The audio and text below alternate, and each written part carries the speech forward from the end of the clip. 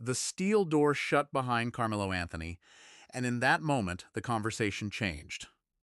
For weeks, the public had been focused on the arrest, the headlines, the courtroom developments, and the endless debate playing out across social media. But inside the facility, none of that mattered. What mattered now was a process most Americans never see, a process designed to strip away uncertainty, assess risk, and determine exactly how a newly arrived inmate would be handled from the moment they entered state custody. This wasn't a courtroom. It wasn't a press conference. And it certainly wasn't the world Carmelo Anthony had been living in just days before. As correctional officers began the intake process, every detail started to matter. His identity had to be verified, his background reviewed, his health evaluated, his behavior observed. Questions were asked, answers were recorded, decisions were made. And those decisions would shape every hour that followed. For most people, jail intake is little more than a scene in a movie or a quick clip on the evening news. In reality, it's one of the most important phases of the entire incarceration process. During those first hours, officials determine where an inmate will be housed, how closely they'll be monitored, what risks they may face, and what risks they may pose to others. For a defendant whose case had already attracted intense public attention, those decisions carried even greater weight. Because high-profile inmates present challenges that don't exist in ordinary cases. Other inmates may recognize them. Rumors can spread fast. Security concerns can escalate without warning. And one wrong placement decision can create problems that extend far beyond a single housing unit. That's why the first 48 hours are often unlike anything people imagine. What appears routine from the outside can involve constant evaluations, restricted movement, behind-the-scenes discussions, and risk assessments that never become public knowledge. Most people know what led Carmelo Anthony to state custody. Far fewer know what happened after he arrived. What officials discovered, how they assessed the situation, and the decisions made during those critical first hours would quietly influence everything that came next. And before we get into that, I want to hear from you. What city and state are you watching from today? Let me know down below. Because one decision made during intake would have consequences that nobody outside the facility could immediately see. And understanding why requires looking at what happened the moment those intake procedures began. To understand why Carmelo Anthony's arrival drew so much attention inside the facility, it's important to understand just how quickly his case became a national story. What began as a local criminal investigation soon exploded into a nationwide conversation. News outlets across the country covered every development. Legal analysts weighed in. Social media users dissected court filings, debated evidence, and argued over what should happen next. In a matter of days, Anthony's name had become recognizable far beyond the community where the case originated. But once the cameras stopped rolling and the headlines moved on to the next update, another process was quietly beginning.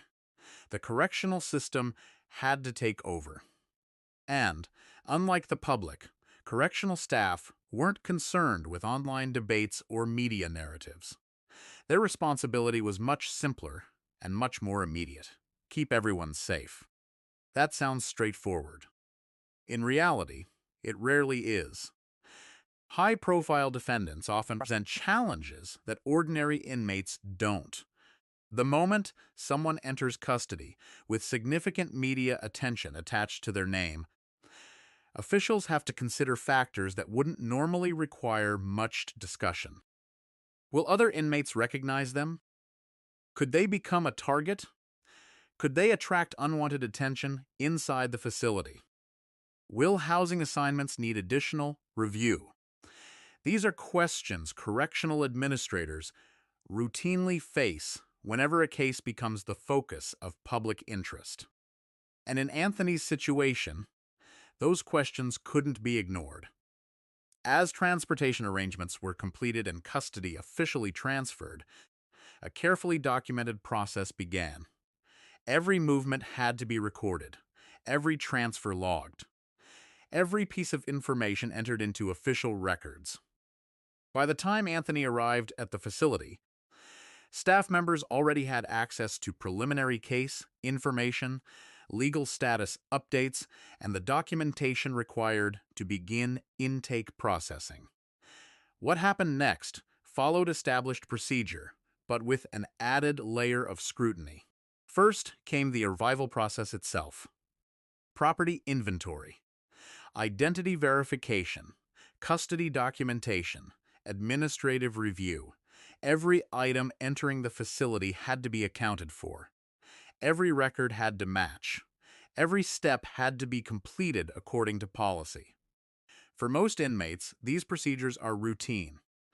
For someone entering custody under intense public attention, they can take on additional significance. Because correctional staff aren't just processing an inmate.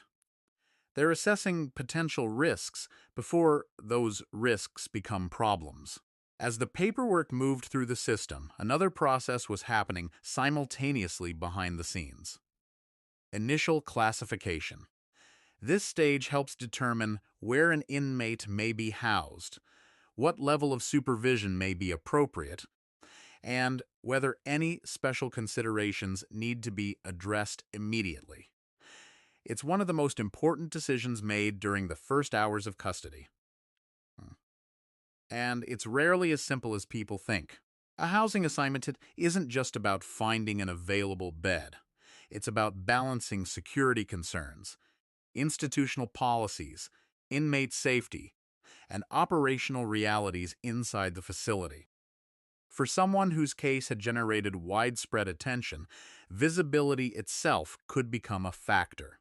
The more recognizable an inmate is, the more carefully officials often evaluate potential housing options.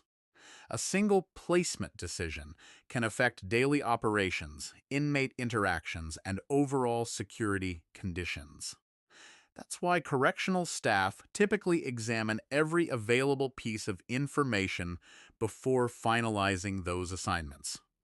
And in Anthony's case, those evaluations were only beginning.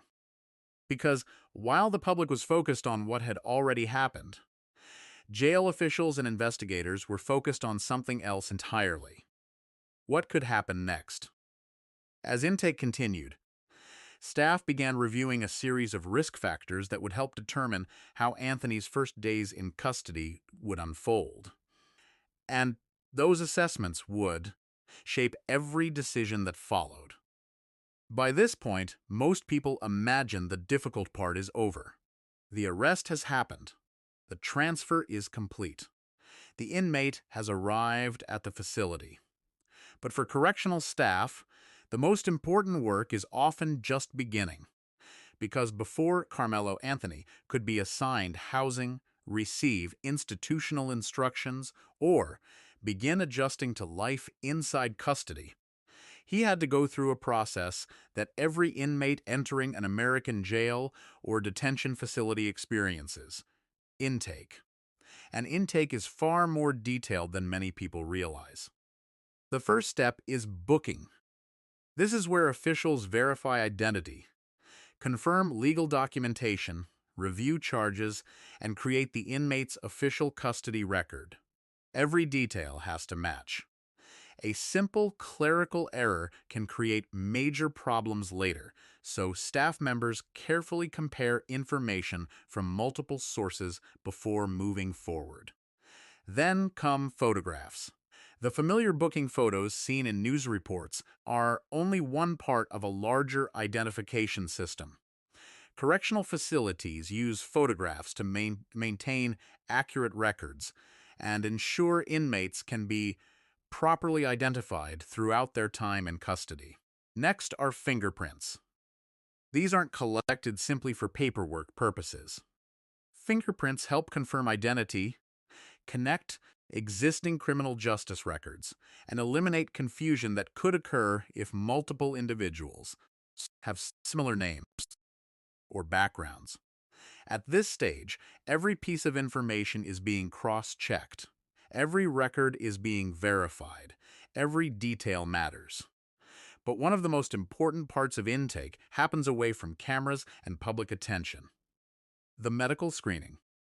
New arrivals are typically evaluated for immediate health concerns, medication needs, mental health considerations, and any issues that correctional staff need to know about before determining housing placement. This isn't just about the inmate's well-being. It's also about institutional safety. Officials need to understand whether special accommodations, monitoring procedures, or medical services may be necessary from day one. After that comes property collection. Personal belongings are inventoried, documented, and secured according to facility policy. Items that cannot enter the housing area are stored. Every item is recorded to prevent disputes and maintain accountability. Then comes the part many people never think about: the interviews. During intake, staff members often ask a wide range of questions covering personal history, medical background, behavioral concerns, safety issues, and other factors relevant to classification decisions. And here's why those questions matter so much. Every answer becomes part of a larger assessment. Correctional officials aren't simply gathering information. They're evaluating risk. How should this inmate be housed? Do they face potential threats? Could they create security concerns? Do they require additional monitoring? Should special precautions be considered? The answers help build a profile that influences decisions made during the critical first days of custody.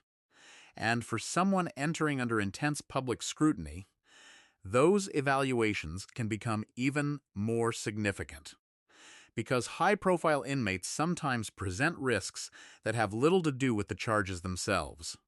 Recognition, attention, visibility, potential conflicts. All of these factors can enter the equation.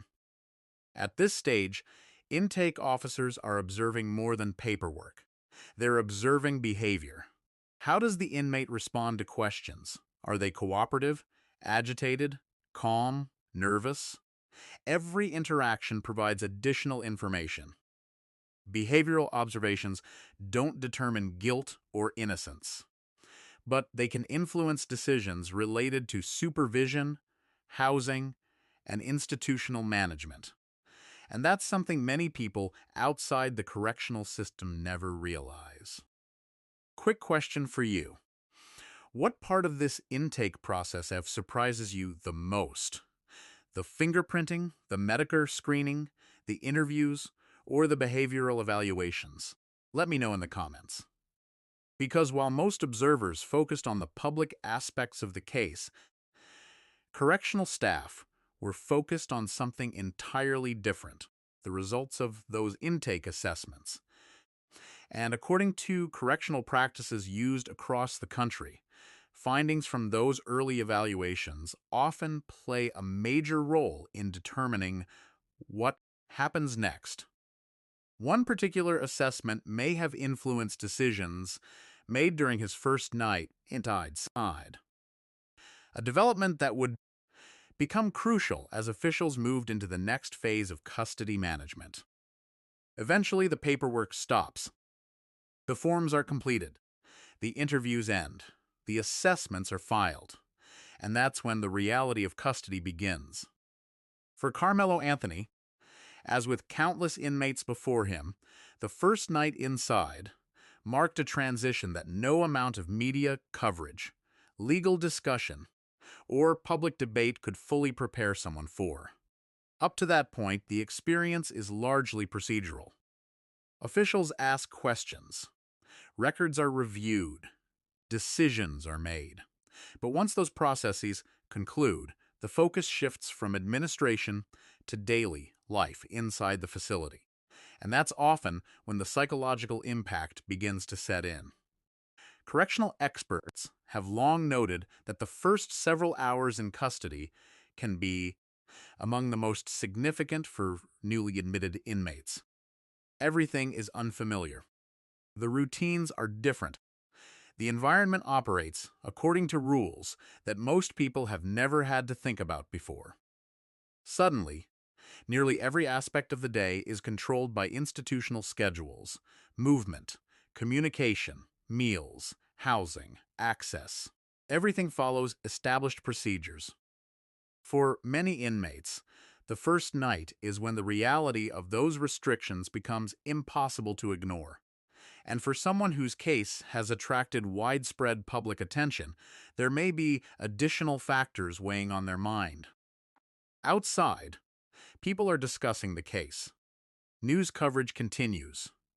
Social media remains active. Inside, however, the priorities are entirely different. The facility's concern is maintaining safety, order, and security. Nothing else comes first. One of the biggest decisions influencing that first night is housing placement. Contrary to popular belief, inmates are not simply assigned to the first available bed. Correctional facilities use classification systems designed to evaluate multiple factors before determining housing arrangements. Staff may consider age, criminal history, behavioral assessments, medical needs, security concerns, and institutional requirements. In high-profile cases, visibility can also become a consideration. Officials must determine whether a housing assignment could create unnecessary attention or increase the likelihood of conflict. The goal is not comfort. The goal is stability. A well-considered placement can prevent problems before they develop. A poor placement can create challenges for staff and inmates alike. That's why housing decisions often receive far more scrutiny than the public realizes. Once assigned, newly admitted inmates are frequently subject to additional observation during their initial hours in custody. This doesn't necessarily mean anything unusual is occurring. It's standard practice in many facilities. Staff members understand that the first days can be unpredictable. New arrivals are adjusting to an unfamiliar environment, learning institutional rules, and adapting to a completely different routine. As a result, correctional officers often pay close attention during this period. Behavior is monitored. Interactions are observed. Compliance with facility procedures is evaluated. The objective is simple: identify potential issues before they become larger problems. And that's where public perception often differs from reality. Movies and television have created certain expectations about what a first night in jail looks like. The real experience is usually much less dramatic and much more structured. Most of the time, the focus is on procedures, supervision, and maintaining order. There are schedules to follow, rules to learn, instructions to understand. For newly admitted inmates, the adjustment process can be more challenging than people on the outside realize, especially when they enter carrying the weight of a case that has already captured national attention. And that's why observers following Anthony's case became so interested in what happened during those first overnight hours. Because while little information emerged publicly, speculation spread quickly. Questions surfaced. Assumptions followed. People wanted to know how he was being housed, how he was being treated, and how he was responding to the environment around him. In many ways, the first overnight period became one of the most discussed, yet least understood parts of the entire custody process. But the truth is that the most important developments often aren't visible from the outside. They're found in the evaluations, observations, and decisions taking place behind facility walls. And as Anthony moved deeper into his first 48 hours in custody, officials continued gathering information that would influence future decisions. The bigger question was no longer how he arrived. It was how he would adapt. Because the first night is only the beginning. What correctional staff observed during the hours that followed could play a major role in determining what came next. By the time the first night ends, many people assume the adjustment period is over. In reality, correctional professionals often view the first 48 hours as one of the most important windows in the entire custody process. Those 2 days can shape everything that follows. Not because of dramatic incidents, not because of sudden revelations, but because this is the period when facilities gather the information needed to make long-term bad decisions about inmate management, security, and supervision. For Karmelo Anthony, those hours carried added significance because his case was already being followed far beyond the walls of the facility. Every move was being watched, every development was being analyzed, and every decision carried consequences that extended beyond the jail itself. Inside the facility, however, the focus remained procedural. New inmates are typically introduced to institutional rules and expectations. They learn what conduct is required, what restrictions apply, and how daily operations function. The goal is straightforward. Correctional facilities operate on order and predictability. Every inmate must understand the rules that govern movement, communication, housing, and behavior. Failure to establish that structure early can create problems later. During this period, communication restrictions are often another major adjustment. Many people outside the system assume inmates immediately gain unrestricted access to phones, messages, or outside contacts. That's rarely how the process works. Facilities generally have procedures that must be completed before certain forms of communication become available. Access can depend on classification status, institutional policies, security requirements, and administrative approvals. For newly admitted inmates, that can make the first couple of days feel especially isolating. At the same time, observation procedures continue. Staff members are still evaluating behavior, not in a courtroom sense, not in a way that determines guilt or innocence, but in a way that helps the institution function safely. Is the inmate following instructions? Are they adapting to facility routines? Do they present any concerns that require additional monitoring? How they respond during these early hours can influence future decisions regarding housing, supervision, and institutional management. For high-profile defendants, another layer of complexity exists. Attention. Public attention may seem distant from inside a correctional facility, but its effects can still be felt. Other inmates may recognize a name. Staff members may face increased scrutiny. Media organizations may request information. Public interest can generate rumors, speculation, and misinformation faster than verified facts can emerge. That creates challenges that ordinary cases often don't present. Officials must balance transparency with security, public curiosity with institutional responsibility, and legal considerations with operational realities. The result is a constant effort to ensure that decisions are based on established procedures rather than outside pressure. Meanwhile, legal teams are often paying close attention to these early developments as well. Conditions of confinement, communication access, housing arrangements, institutional reports. While these issues may not dominate headlines, they can become relevant as a case moves forward through the legal system. Public relations considerations also begin to emerge. Every major case develops two parallel narratives. One exists inside court filings, official records, and document procedure procedures. The other exists online, where speculation often fills the gaps left by limited public information. And sometimes those narratives look very different. That's exactly why understanding the first 48 hours matters. Because what actually happens inside a facility is often far more structured and far less dramatic than what people imagine from the outside. Before we continue, if you're enjoying this deep dive and appreciate fact-based true crime coverage without the rumors and noise, take a second to like the video, subscribe to the channel, and share it with someone who enjoys detailed case analysis. It helps more people find content focused on facts rather than speculation.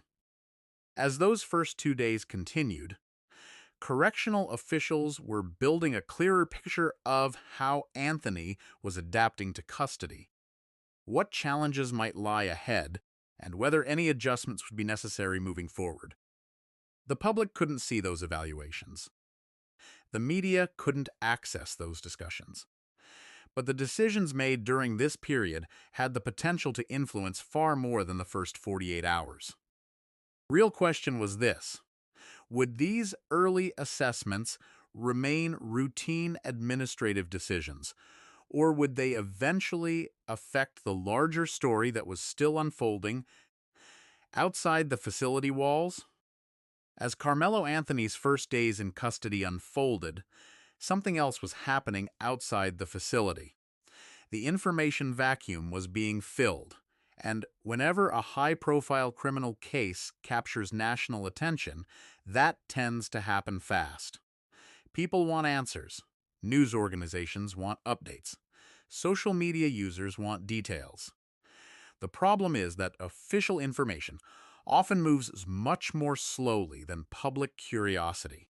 That's where speculation begins. Within hours of a major custody event, theories can spread across the internet. Some are based on facts. Others are based on assumptions.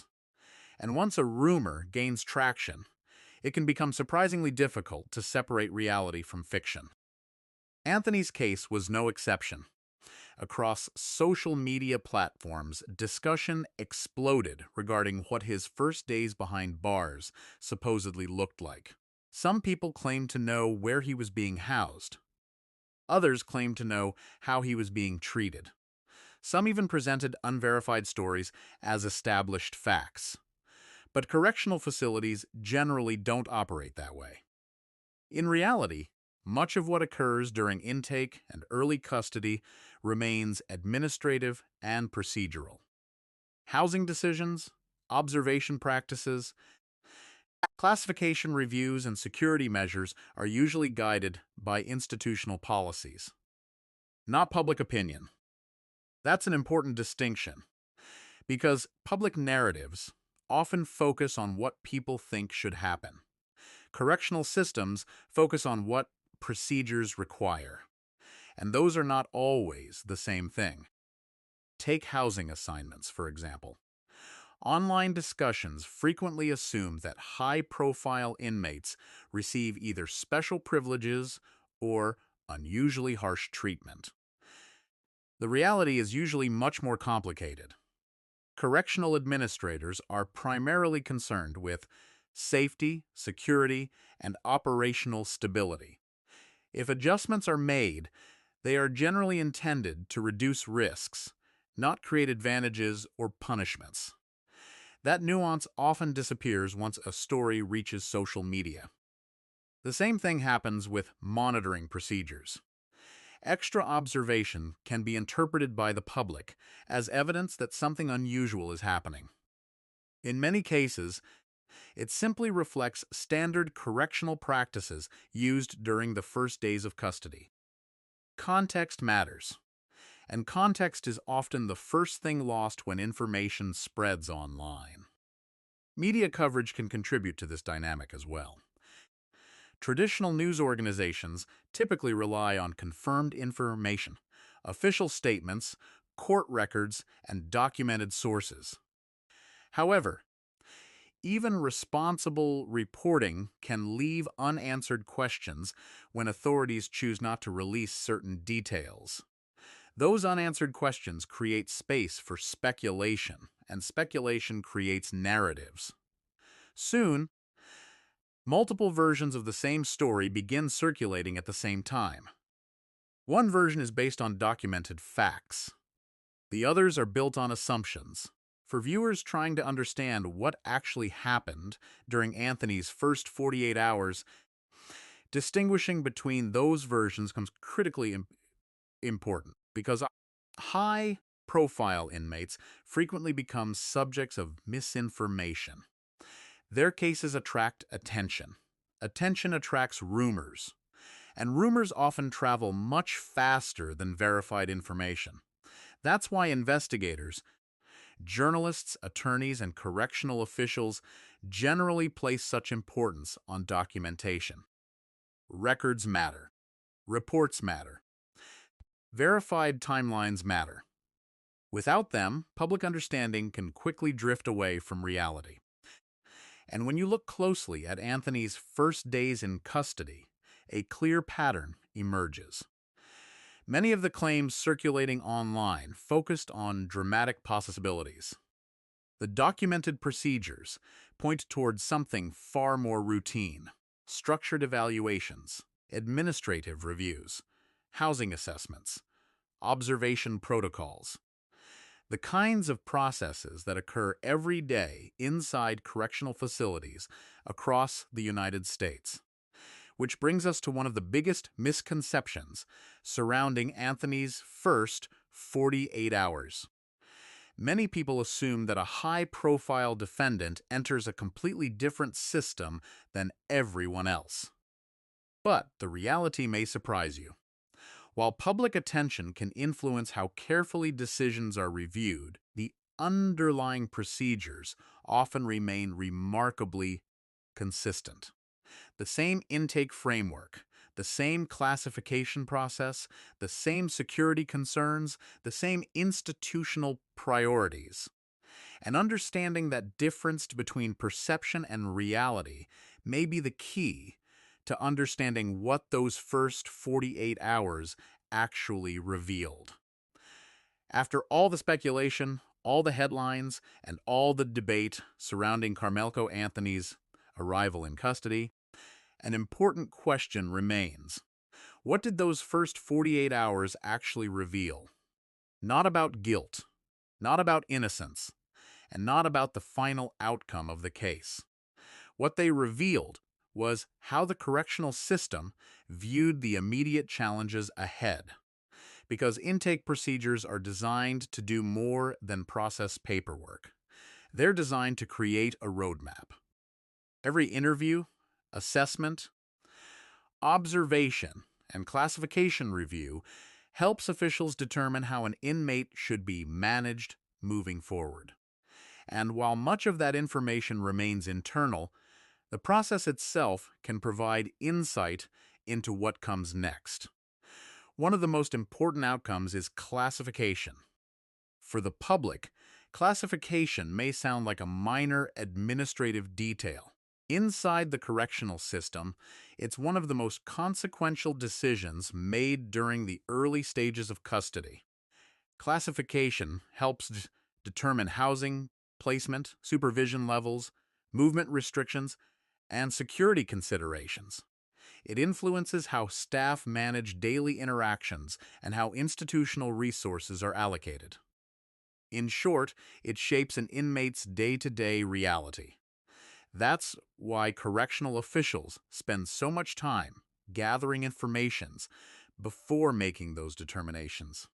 They are not simply responding to what happened before custody. They're preparing for what could happen during custody. And in a high-profile case, that preparation becomes even more important. The first 48 hours can also reveal how quickly an inmate begins adapting to institutional expectations. Are procedures being followed? Are instructions being understood? Are there concerns that require additional attention? These observations help staff decide whether existing arrangements remain appropriate or whether adjustments may be necessary. At the same time, another process begins quietly in the background: legal preparation. While correctional officials focus on facility operations, defense attorneys and prosecutors continue preparing for the legal battles ahead. Court deadlines don't stop because someone has entered custody. Legal strategies continue evolving. Evidence reviews continue. Case preparation continues. And communication becomes a critical factor. This is where many people misunderstand the realities of custody. Communication is not always immediate or unrestricted. Facilities have rules, verification procedures, scheduling requirements, security reviews. Access is governed by policy, not convenience. As a result, the earliest stages of a case often involve balancing legal access with institutional requirements.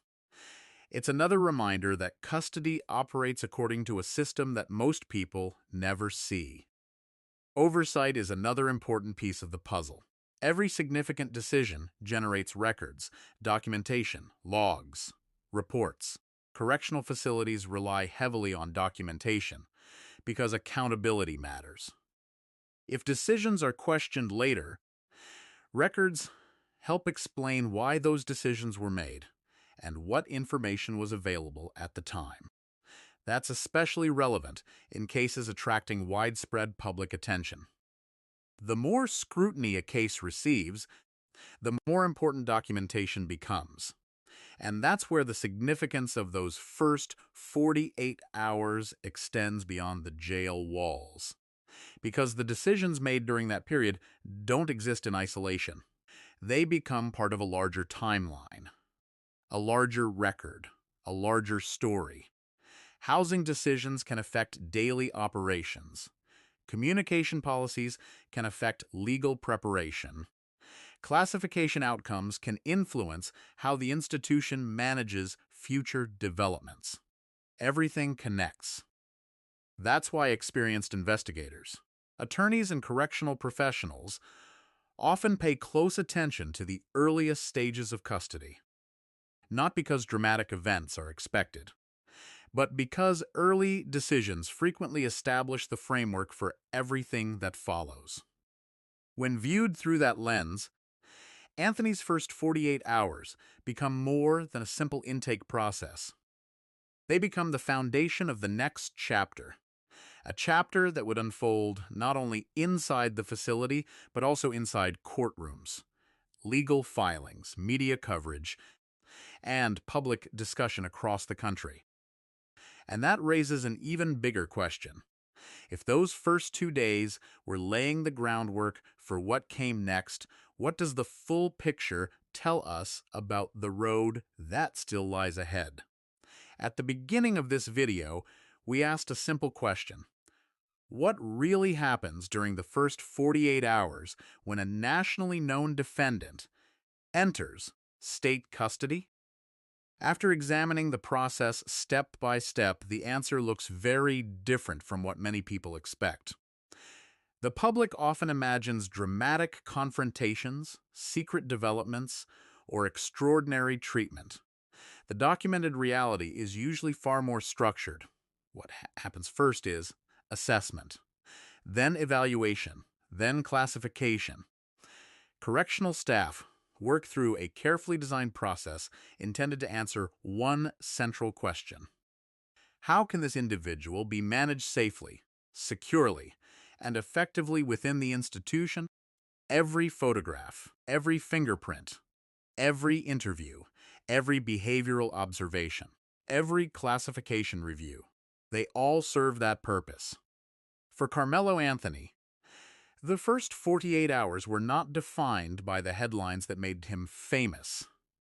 They were defined by procedures. The same correctional system that processes thousands of inmates each year was now determining how to manage one of the most publicly discussed defendants in the country. And that brings us back to the intake decision we teased at the very beginning. Throughout those first hours, correctional officials were gathering information that would ultimately influence where Anthony would be housed, how he would be monitored, and what level of oversight would be applied moving forward. That decision wasn't made for public consumption. It wasn't made for television audiences, and it wasn't made to satisfy online speculation. It was made because correctional administrators had one responsibility above all others: maintain safety and stability inside the facility. In many ways, that decision became the hidden story of the first 48 hours. While millions of people debated the case from the outside, officials inside the institution were focused on practical realities: risk assessments, housing considerations, supervision requirements, and the countless administrative decisions that rarely make headlines. And those decisions may ultimately prove more significant than many people realize. Because the first 48 hours are never just about the first 48 hours. They establish routines, they create records, they generate observations, they produce decisions that can influence everything that follows. When historians, journalists, attorneys, or investigators look back at a major criminal case, they often focus on the arrest, the trial, or the verdict. But sometimes, the most important groundwork is laid during the quiet period in between. The period when the cameras aren't rolling. The period when procedures replace headlines. The period we've explored today. And now, as the legal process continues, a new question begins to emerge. What impact, if any, will those early custody decisions have on the next stage of Anthony's case? Will they remain little-known administrative details, or will they become part of a much larger story as future developments unfold? That's something only time will answer. If you enjoy fact-driven, true crime investigations that go beyond the headlines and uncover the details most people miss, make sure you're subscribed. In the coming weeks, we'll continue following major developments, court proceedings, and emerging evidence in cases just like this one. Because the most important part of the story is often what happens after the cameras leave. And in this case, that story is still being written.